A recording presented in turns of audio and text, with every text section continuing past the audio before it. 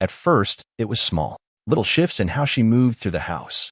Her phone, once left on the nightstand or kitchen counter without a second thought, was suddenly always in her hand or face down, locked, forgotten, accidentally in her purse.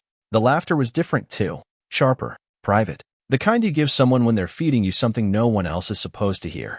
Just a coworker, she said when I asked who was blowing up her notifications every night. His name was Connor. She said he worked in HR, said he had a dry sense of humor and was helping her adjust after the company restructured teams last quarter. I didn't push it that first time. Why would I? We were married. We shared everything, meals, laundry, holidays with both sides of the family. I trusted her. That's what marriage is, right? Trust. But it stuck in my chest like a tack. 1 week later, she laughed at her phone while we were watching a movie. Not a big, carefree laugh. A soft, private one. I turned slightly, expecting her to share whatever it was. She locked the screen. I pretended not to notice. Later that night, when she got up to take a shower, I checked her phone. Not to snoop, just to see. There was nothing there. No messages from Connor. No emails. No call logs. Just a clean screen and an odd sense of deja vu. She deleted it all. Every thread. Every text. Like he never existed. But people don't erase nothing. People erase something. I didn't confront her. Not yet. I needed more than suspicion. I needed clarity. Because there's nothing worse than accusing someone you love and finding out they were only talking. It doesn't erase the tension. It just makes you the paranoid one. The insecure husband. The guy who imagines things. So I played it cool. The next morning, I kissed her cheek like always and told her to drive safe. She smiled back, said, "Love you," just like every other morning before that one. But I noticed she didn't kiss me back. That afternoon, I left work early and drove to her building. I parked across the street and waited. Her car was there. I recognized the license plate. Same coffee shop bag on the passenger seat. I sat there watching employees trickle out until finally, around 5:40, she came through the side door. She wasn't alone. He was with her. I knew it was Connor even before I saw the name badge. Tall, neatly dressed. That overly casual body language, shoulder nudges, leaning close when they laughed. He handed her something. A folder maybe. Or a joke on paper. She touched his wrist as she laughed. That kind of touch doesn't come from nowhere. They didn't kiss. Didn't hold hands. Nothing obvious.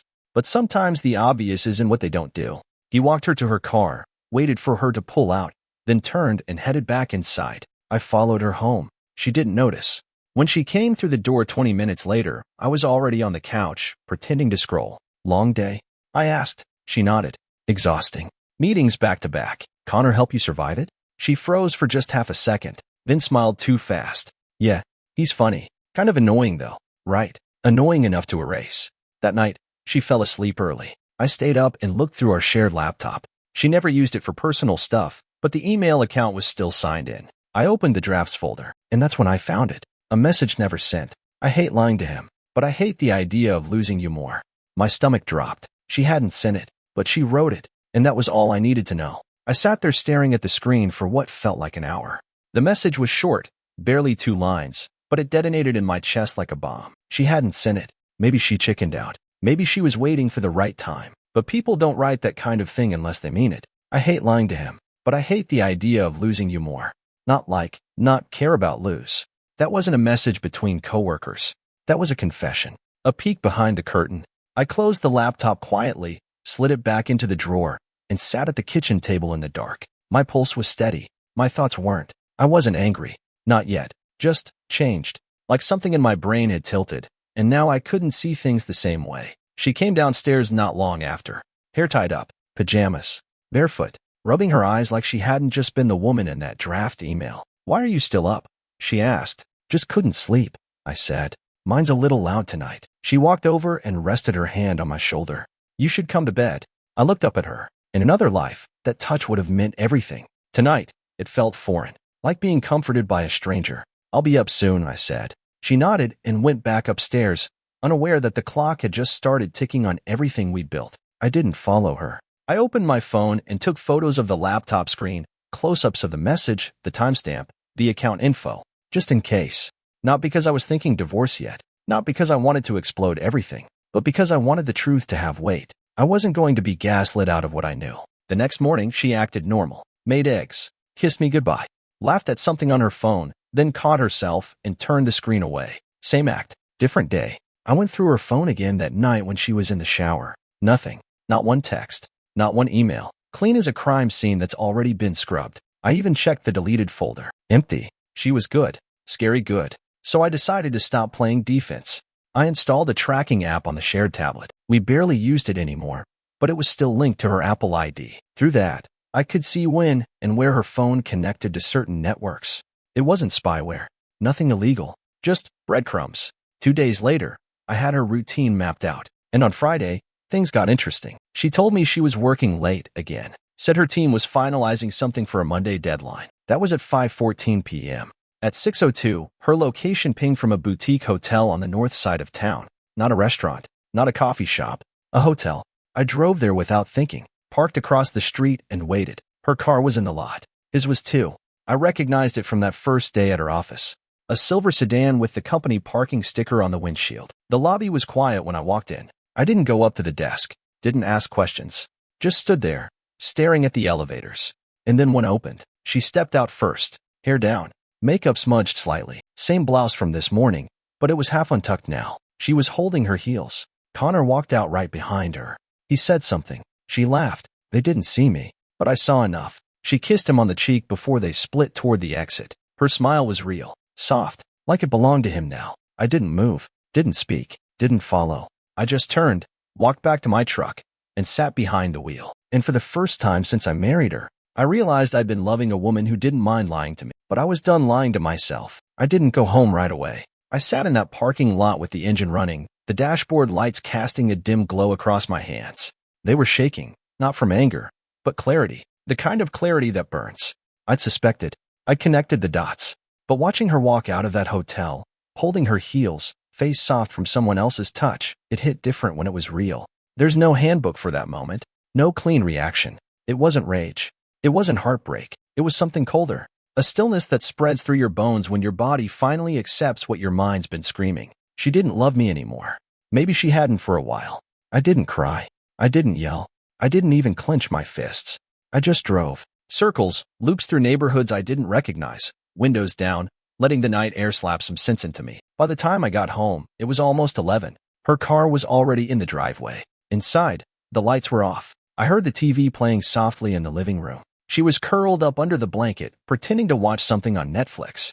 A glass of wine sat on the coffee table, mostly untouched. She looked up when I walked in. "Hey, where were you?" "Just needed a drive," I said, hanging my keys on the hook. She nodded like that answer made sense. She didn't ask any more questions.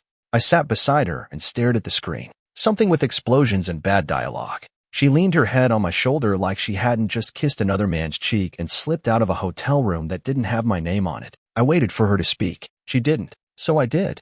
"I stopped by your office." That got her attention. She sat up, blinking. "Tonight?" "Yeah. You didn't say anything about it. I thought you were working late." She hesitated. "We finished early. I grabbed a drink with some people." I kept my face still. "Connor." Another beat. "Yeah, he was there. A few of us went." "What's this about?" I turned my head slowly. "You sure you want to lie to my face right now?" She went pale. "What are you talking about?" "I saw you, Mia. At the hotel." Her mouth opened. Nothing came out. "You weren't drunk. You weren't surrounded by coworkers. You were holding your shoes and smiling like a woman who finally got what she's been sneaking off for all month." She stood up fast. "I can explain." "No," I said, rising to my feet. "You won't, because I already know everything I need to know." Tears welled in her eyes. "It wasn't supposed to happen like this." "You mean you weren't supposed to get caught?" She backed toward the hallway, like retreating would soften the blow. It was emotional at first. I didn't plan for it to become physical. "And yet somehow," I said, stepping forward, "you managed to find your way to his bed." "Cole, please." I raised my hand, not to hit, just to stop her. "I don't need the details, Mia. I don't want them. But I need you to understand something. This marriage, it's done." Her breath caught. "Are you saying divorce?" "I'm saying truth. I'm saying freedom. I'm saying I'm done carrying the weight of your lies while you pretend everything's fine." She sank onto the couch, hands trembling. "I never stopped loving you." "Then you've got a strange way of showing it." I left her there, still wrapped in the same blanket, still holding a wine glass she didn't deserve to sip. I grabbed my pillow and a spare blanket and went to the guest room. That night, I didn't lose sleep. I'd already lost everything that mattered the moment she decided a coworker's touch was worth more than my trust. I didn't speak to her for 2 full days. Not out of spite, just necessity. There was nothing left to explain. Every word that came out of her mouth now felt rehearsed, measured, scripted to avoid guilt but not own it. And that kind of silence? It's not cold. It's self-defense. I kept things civil. We passed each other in the hallway like coworkers in a tense office. No eye contact, no anger, just a mutual agreement to breathe in separate corners of the same collapsing house. On the third morning, she broke. I was pouring coffee, sun barely up, when she walked into the kitchen in her robe, hair still damp from the shower. She stood there with her arms crossed like a kid waiting to confess something only after getting caught. We need to talk. I didn't look up. About what? You know what? I took a sip, leaned against the counter. Then talk. She hesitated, like she expected me to open the door for her. I didn't. It started months ago, she said. I felt disconnected. We weren't close. You were always working, always tired. And Connor, he listened. I didn't flinch. So it's my fault. No, she said quickly. I'm not blaming you. I'm just explaining how it happened. You could have talked to me, Mia. You could have said you felt alone. Instead, you erased messages and hid hotel keys. I know, she whispered. I was scared. Of what? Of being honest. Of watching you walk away. I finally looked at her. You didn't have a problem watching me sleep next to you while you texted him. That shut her down. She sat at the table, quiet for a long beat. I didn't plan for it to get physical, she said. You said that already. I ended it. When? 2 weeks ago. I laughed once. Cold. Sharp. You ended it 2 weeks ago, but you were in a hotel with him last Friday. She blinked. That was a mistake. No, I said, setting down the mug. A mistake is forgetting your anniversary. This was a choice. Repeated, calculated, protected with lies. She looked at me like she didn't recognize me anymore. Maybe she didn't. I was done playing the steady, forgiving man who looked past the cracks. Now I was the man sweeping the shattered pieces into a box and carrying them out of the house. So what now? She asked, voice cracking. I've already contacted a lawyer. She froze. You're ending this? You ended it the second you thought I wouldn't find out. Tears filled her eyes again. I didn't want to hurt you. I stared at her. Really stared. Then you should have picked a different man to smile at. A different room to undress in. A different husband. She stood, almost tripping over her robe as she backed away. Please, Cole. Let's talk to someone. Therapy. Anything. I shook my head. I'm not rebuilding trust on a foundation of half-truths. I'm not sleeping beside someone I have to second-guess every night. So that's it. That's it. She walked out, footsteps light like she didn't want to be heard anymore. Later that afternoon, she texted me from the guest room. I'll go stay with my sister for a few days. Let me know when we can talk about next steps. I didn't respond. Not because I didn't have anything to say, but because I'd already said it. With silence. With boundaries. With finally choosing myself. That night, I slept like a man who knew the storm had passed, and the cleanup was just beginning. She was gone by the time I woke up. Left a note on the counter. Staying at Rachel's. I'll give you space. Let me know when you're ready to talk. I stared at it for a long moment before folding it and tossing it into the junk drawer with takeout menus and expired coupons, exactly where meaningless things go. The house felt quieter than before. Not empty, just quiet in the way a wound goes numb before it starts to scar. I spent the day cleaning, not to erase her, but to reclaim it. I stripped the bed, washed the sheets, vacuumed the carpets. I pulled her shampoo out of the shower, dumped the half-used bottle of conditioner that still smelled like vanilla and lies. I cleared her side of the closet and stacked her shoes in a box by the door. Her drawer in the bathroom, her books in the reading nook, her coffee mug with the stupid quote about grit and grace, all of it, neatly packed. This wasn't about anger. It was about truth. And sometimes the truth is that someone doesn't belong in your space anymore, no matter how long they once did. Around noon, I called Greg. Cole, he answered, calm as ever. You ready? Yeah, I said. I want a file. You sure? No kids, no shared business. This could be quick, but once we start, there's no undoing it. I don't want to undo it. He walked me through the next steps. Paperwork, division of property, serving notice. She'd get a copy delivered to Rachel's place. I didn't care how she reacted. I'd given her every chance to come clean before I ever picked up a phone. I signed everything digitally that afternoon. It felt like closing a chapter mid-sentence, but realizing the page wasn't worth finishing anyway. That evening, I poured a glass of bourbon and sat on the back porch as the sun dipped low behind the tree line. I watched the light hit the fence we'd painted together last spring. She'd picked the color. I hated it, said it was too pale. She insisted it would brighten the yard. It didn't. It peeled in less than 3 months. Funny how even that was a sign. Nate called around 7. You good? He asked. I've been worse, I said. Need me to come by? Nah. Just needed to hear a voice that hasn't lied to me. He was quiet for a second. You know, you handled this better than most would. I stopped trying to save something she didn't want. You think she regrets it? She regrets getting caught. He exhaled. You need anything. I'm around. I know. We hung up. and I stayed outside until the sky went dark and the bugs started their usual song. The air felt a little clearer. Maybe it was the silence. Maybe it was just the lack of pretending. I went back inside, closed the front door, and bolted it, not out of fear, out of peace. 2 days later, her sister texted me. She got the papers. She's not fighting it. Just asked me to say she's sorry. Again, I didn't answer. She could say it 100 more times. It wouldn't glue trust back together. That night, I opened the last photo album we'd made. Anniversary trip to Colorado. Smiles that didn't feel fake at the time. A picture of her leaning into me on a mountaintop, eyes closed, like she trusted me with everything. I ripped the photos out one by one, not in rage, just in acceptance. The past had happened, but it didn't own me anymore. I slid the album onto a shelf, empty, waiting for something worth filling it again. The official divorce filing landed in her inbox on a Thursday. I didn't wait to hear how she reacted. I already knew. She'd panic first, cry second, and try to bargain third. It's a familiar cycle for people who think they can hurt you and still own part of your heart afterward. But I'd stepped out of that loop. I wasn't orbiting her anymore. I was finally standing still. By Friday afternoon, Greg called with an update. She's not contesting anything. No request for mediation. No lawyer of her own yet. She's signing the papers as is. Good, I said. She did ask one thing though, he added. What? She wants to meet. One conversation. No legal talk. Just personal. I rubbed my eyes. She wants a farewell tour? She said she owes you honesty. I let that hang in the air a second too long. Schedule it, I said finally. Somewhere public. Greg agreed. Neutral ground. A local cafe we used to visit before everything turned into background noise. The irony wasn't lost on me. When I showed up the next morning, she was already there. She looked different. Not broken. Just exposed. Her face didn't wear that polished confidence anymore. No fresh curls, no lipstick, no little giggle at the end of her sentences.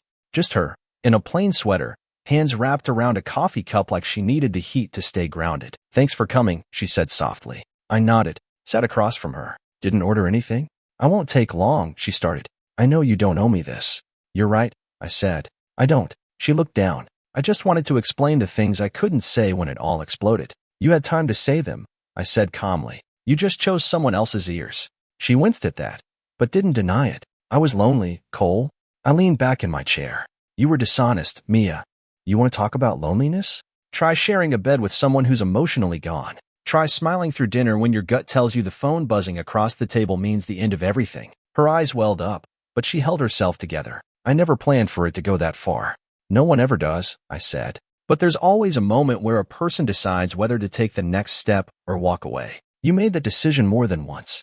I wanted to feel wanted, she whispered. And you wanted that more than you wanted to respect me. Silence settled between us. People came and went behind her, some carrying coffees, others deep in weekend conversations. Life moved on. I guess I had to. I'm sorry, she said again. And I don't expect forgiveness. But I want you to know, I regret it. All of it. Regret, I said, only matters when it comes with change.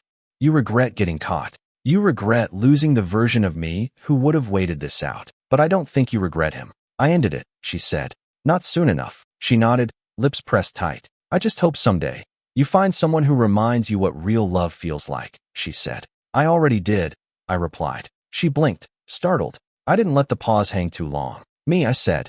I found myself again. She smiled a little, sad but genuine. That's good. You deserve peace. I stood. And you deserve whatever comes next. Good or bad. That's on you. I walked out of the cafe without looking back. Not to prove anything. Just because I'd said all I needed to say. Outside, the air felt different. Cooler. Cleaner. I got in the truck and drove home with the windows down. When I pulled into the driveway, the house didn't look like a memory anymore.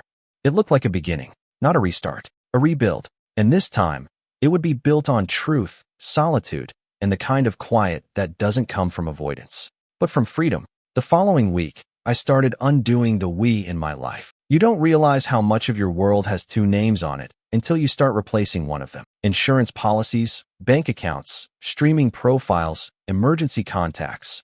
All those things we combined when we thought we were building something permanent. Every change felt like another door closing behind me, but not in a sad way. More like sealing a vault. It wasn't until I hit the bedroom closet that I hesitated. Her scent still lingered on some of the fabric. I found an old hoodie I hadn't seen in months. Mine, but stretched at the sleeves from how often she used to wear it. There were still a couple notes stuffed into the pockets of her coats. Reminders she'd written to herself in loopy handwriting. One read, Don't forget, pick up wine for Friday dinner. Surprise him. I laughed under my breath. I didn't remember the wine. I didn't remember being surprised. That's the thing with memories. They only hit hard when you know how fake they turned out to be. I boxed everything neatly. Didn't rip a single picture. Didn't burn anything. I wasn't angry. I was just done. I made one last trip to the garage and saw her spare set of keys still hanging on the hook. I took them down and put them in the box, too.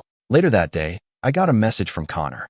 I hadn't expected it. Cole, I know I'm the last person you want to hear from, but I need to say something. I stared at the screen, then typed back 2 words. Say it. His reply came fast. I didn't know how serious you two were. She said it was falling apart. Said you were distant, cold. I clenched my jaw. Typical. She lied to both of us. I wrote. Difference is, I didn't sleep with someone else's wife. I'm sorry. You didn't deserve it. I didn't respond after that. There wasn't anything left to say. He thought that message would clear his conscience. It didn't. He'd just joined the list of people who underestimated me, and now had to live with what that cost them. That weekend, I finished repainting the guest room, something I'd been putting off for a year. She always said we'd turn it into an office. I decided it would be a reading room instead. I bought a secondhand recliner, stacked up my favorite books, even got a plant I wasn't sure I could keep alive. It didn't matter. The room wasn't for survival. It was for living. On Sunday, Nate stopped by again. Damn, he said as he walked through the door. House feels different already. It should, I said. It's mine now. He grinned and tossed me a 6-pack. To new chapters.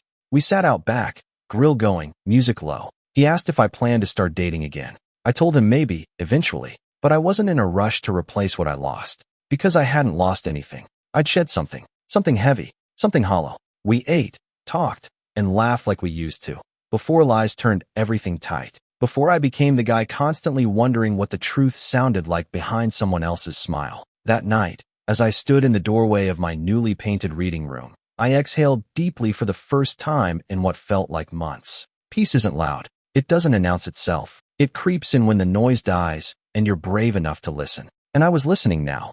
Not to her stories. Not to excuses. But to the voice inside that finally said, "You're free." Weeks passed. The house didn't feel like a tomb anymore.